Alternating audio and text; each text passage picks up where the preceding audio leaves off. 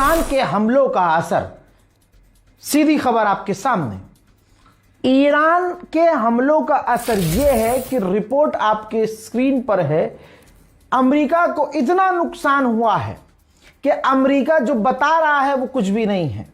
जैसे ईरान ने जो एयर स्ट्राइक की है उसके अंदर कम से कम 228 स्ट्रक्चर जो यूएस मिलिट्री के हैं वो तबाह हुए हैं। अमेरिका की मिलिट्री की साइट्स बुरी तरह से तबाह हुई है।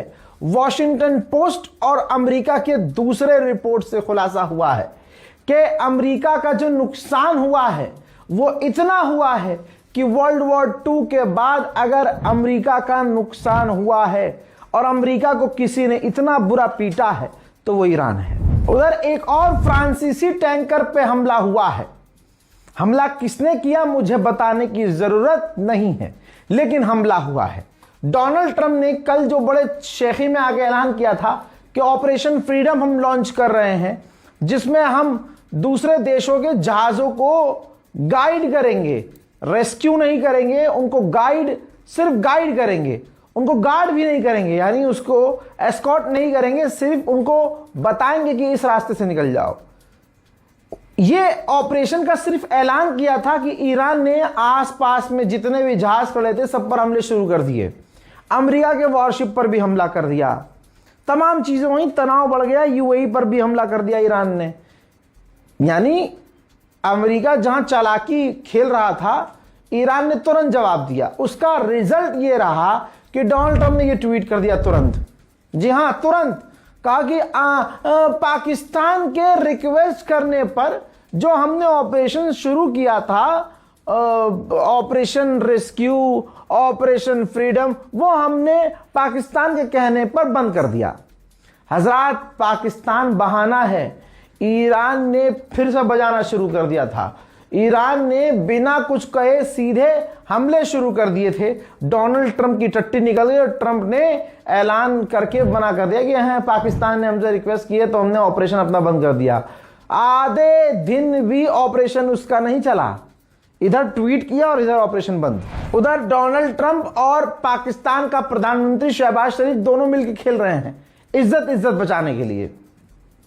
ये देखिए, जब ट्रंप ने ऐलान किया कि मैं ऑपरेशन पाकिस्तान के कहने पे बंद कर रहा हूं, तो पाकिस्तान के प्रधानमंत्री शहबाज शरीफ, पाकिस्तान की इज्जत बनाने का ये गोल्डन चांस चल रहा है।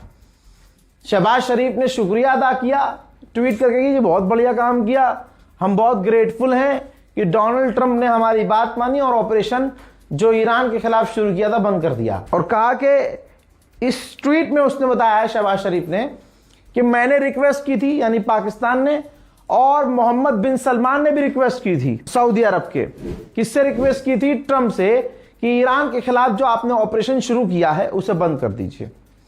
मोहम्मद बिन सलमान, सऊदी अरब ने रिक्वेस्ट की। तो दोस्तों, ये मोहब्बत नहीं है मोहम्मद बिन सलमान की, ये बहुत सीधी सीधी बात है कि अगर ईरान के खिलाफ ऑपरेशन शुरू किया था तो हमने देखा कि तुरंत आसपास हमले ईरान ने शुरू कर दिए थे।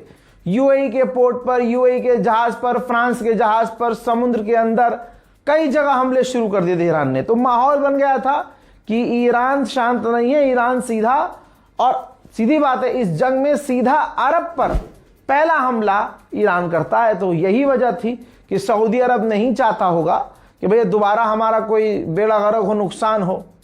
और इतना तो अरब को समझ में आ गया है कि अमेरिका तो दूर बैठा है, उसका तो ईरान कुछ उखाड़ नहीं पाएगा। इतनी दूर थोड़ी ना हमला कर सकता है ईरान, रेंज ही नहीं है। सबसे पहले और सबसे करीब पड़ते हैं अरब देश। मारता ईरान को अमेरिका दूर से। ईरान जवाबी कार्रवाई अरब देशों पर करता है।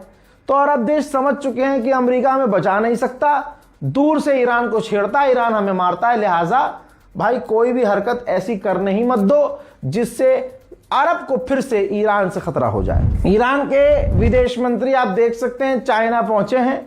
चाइना के विदेश मंत्री से मुलाकात की है, चाइना की पूरी डेलीगेशन से मुलाकात की है। दोनों देशों के बीच देखिए बहुत क्लियर है, दोनों देशों के बीच दोस्ती हमने जंग में देख ली है। कई तरह के एग्रीमेंट हो सकते हैं और जो बात पब्लिक के बीच नहीं आई है, ऐसी भी डील दोनों के बीच हो सकती है।